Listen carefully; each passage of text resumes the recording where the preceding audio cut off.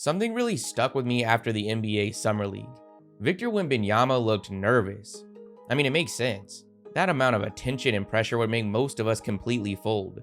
But for some reason, through his interviews and what he did last time he was in Vegas, I didn't expect this. But he looked stiff. It looked like he was playing with tunnel vision. He had made his mind on what he was going to do well before he did it. He was barely jumping on his jump shot, which is the opposite of what we usually see. He wasn't sprinting out in transition. He looked overconscious of the defensive 3-second rule. It really wasn't until the tail end of that second game, after getting a couple shots down, where it started to look like he was loosening up, play faster, play confident. And luckily, it looks like those nerves and jitters will be exclusive to that early summer league action. He's come out in the preseason and has already done some things every single night that really just hurt your brain. His very first basket of the preseason comes on a putback after a missed free throw over Chet. If you let him get this good a position at the rim, he's just going to beat you to the ball.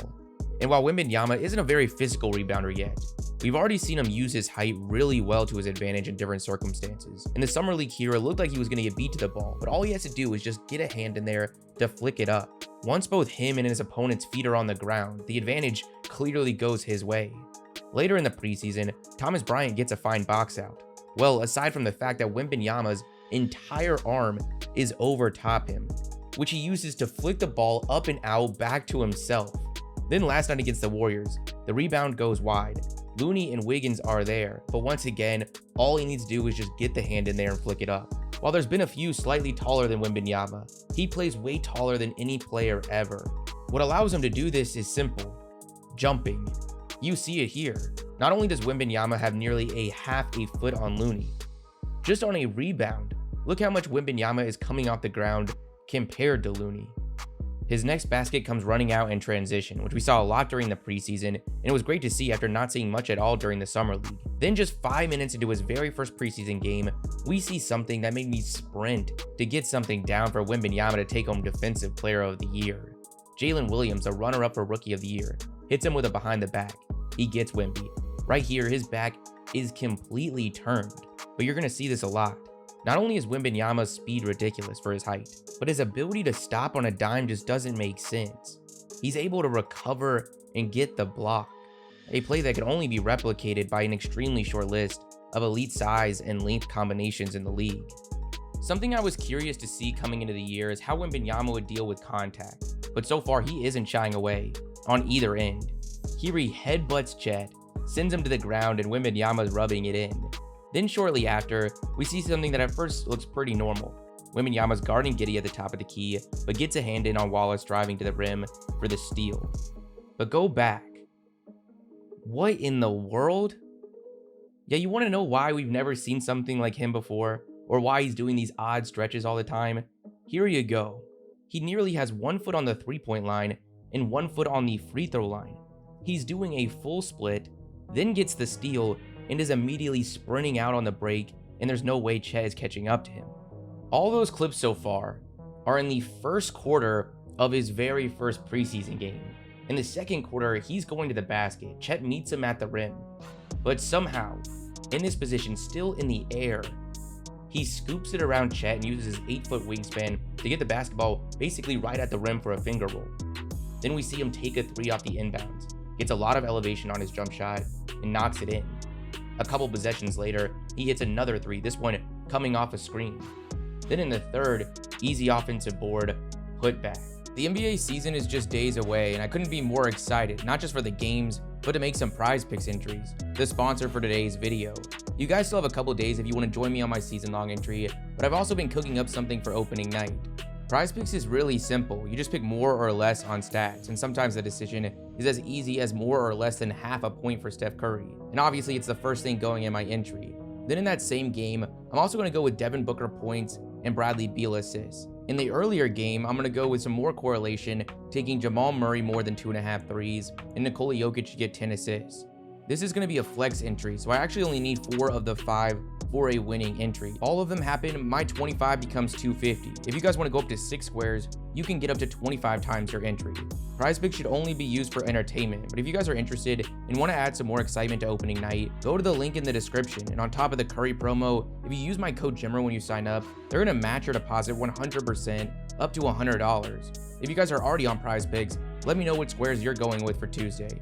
Thank you, PrizePicks, for sponsoring today's video. Throughout this entire preseason, you see the confidence just growing and growing. He opens up this game with a transition 3. He misses it. But then a few possessions later, he's guarding Haywood Highsmith on the perimeter. He gets taken off the dribble, but for some reason, Highsmith thinks he's going to get this shot off. With Wembanyama, there's a lot of little factors together we have to keep remembering.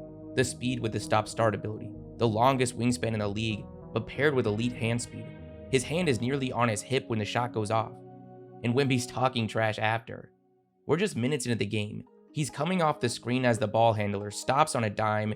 His first read is a cutting Chetty Osman. It's not there. He gets the easy midi.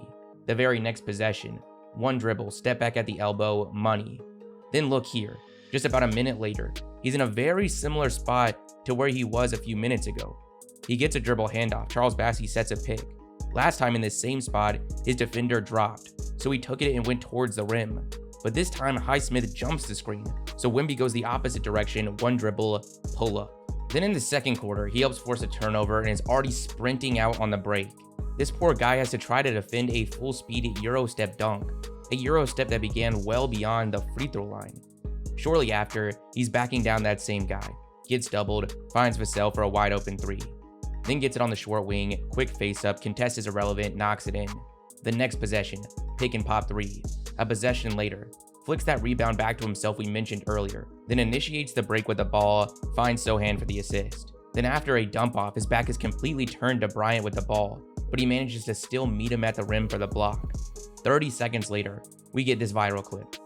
First of all, it's insane he's even taking the ball up here, but he gets it to Trey Jones on the wing. Instantly, he uses his other arm to pin his defender on his back simultaneously while the ball is still going to Trey Jones. He's calling for the lob. He's still at the 3-point line when Jones goes to throw it. By the time the ball is in the air, he hasn't even sniffed the free throw line. Wemby takes off like 9 feet from the rim and finishes off the alley-oop. The first possession for San Antonio in the second. Wemby is taking it up, gets a screen from Osman, comes off, keeps the ball low. Well, as low as possible for someone like him. So he goes between the legs to prevent the ball from being in front, which so far seems to be his go-to in situations like this. Now, as I said when it came to this summer league, we have seen some tunnel vision from Wemby.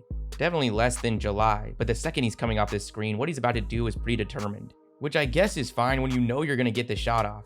He sinks it falling away. Just like that clip where he did a split in the first game. He's guarding someone off the ball on the perimeter. He's ball watching, only turns away from his man once the ball handler's back is completely away from him. Swipes, gets the steal, and just like that, he's off to the races. There's a foul, but without it, we would have seen the exact same thing we saw before. Then he just dunks on Thomas Bryant, whose reaction afterwards says it all. Finds Sohan for an assist. Blocks Highsmith again. I mean, what is he supposed to do here? Then off the dribble, turnaround, money. Then we go to game 3 versus the Rockets, and there's just no way it gets crazier. But somehow it does. At this point, Wembanyama is just feeding the highlight reel. He gets a steal defending the fast break. Then we've all seen this, Reggie Bullock's career highlight. Wembanyama nutmegs him. I mean, I thought he would be fun, but this is just ridiculous. Afterwards, he dumps it off to Bassey, who gets fouled. Then he blocks Şengün, hits a 3 in Şengün's mouth, switches hands to get this insane block on Jae'Sean Tate. But what's really crazy here is look at where he was just seconds earlier. He's taking a jump shot pretty much at the baseline. He misses it, but gets back for that block.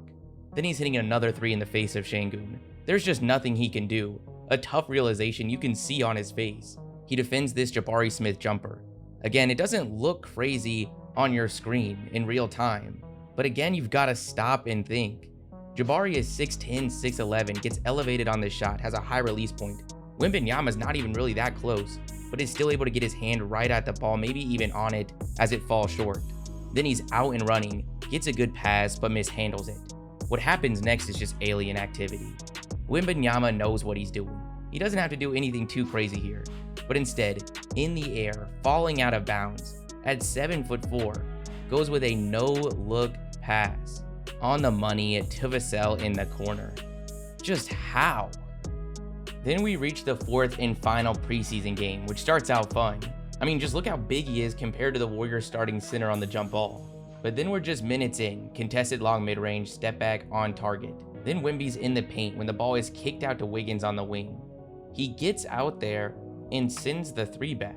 He then crosses up Wiggins for a pull-up at the elbow, goes baseline for a ridiculous and one over Klay. Then he blocks Klay's three. What was scary to think about during this entire game was seeing just how much offense was created from Wembanyama sending back all these jump shots. He follows that block for an easy dunk. Then Wiggins tried to put some moves on Wembanyama in the corner. He's unfazed, gets the rejection. To get some more perspective on what Wiggins has to deal with here, look at Wembanyama working on his on-ball defense pre-game against someone of average height. Oh, by the way, we're only 7 minutes into the first quarter. When he's back out there in the second, he hits a contested three over Looney, sends back Curry's shot. Then in the third, Wiggins' shot. Then flicks up the rebound we talked about earlier, before running out on the break for the slam. I'm not sure why Curry even bothered there. Hits a mid-range over Kuminga before being done with the night. Sure, it's the preseason, but who cares? He played a couple quarters in just 4 games, and we saw all of this. We didn't have any reason to bring up production once. If you're not tuning into the game Wednesday, I feel sorry for you.